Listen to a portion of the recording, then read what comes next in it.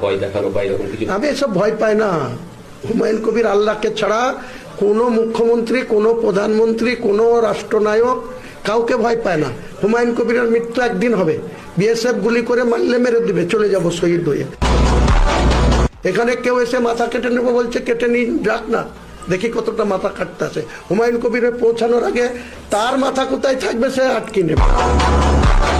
আমার নিজস্ব 10টা ড্রোন ক্যামেরা বেলডাঙ্গা থেকে রেজিনগরের এই এনএইচ দ্বার সংলগ্ন জায়গায় থাকবে কাল সকাল থেকে।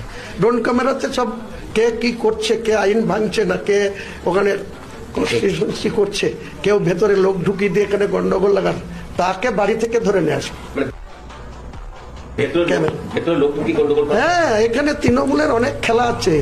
তৃণমূল অনেক খেলা খেলছে রাজ্যপালকে কনফিডেন্সে নিয়ে।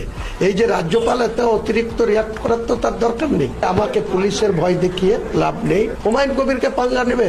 হুমায়ুন কবির এখনই এসে বলুক যে হুমায়ুন কবিরকে আইসি বেলডাঙ্গা বলুক, ওসি রেজিনগরে বলুক যে আপনাকে অ্যারেস্ট করলাম। আমাকে অ্যারেস্ট ওয়ারেন্ট দেখাবে বা এফআইআর দেখাবে, কে এফআইআর করেছে, কখন এফআইআর হয়েছে, কিসের জন্য এফআইআর হয়েছে, আমি চলে যাবো। হ্যাঁ, কোনো অসুবিধা নেই, কিন্তু এর হিসাব চুকাবো ঘুরে এসে।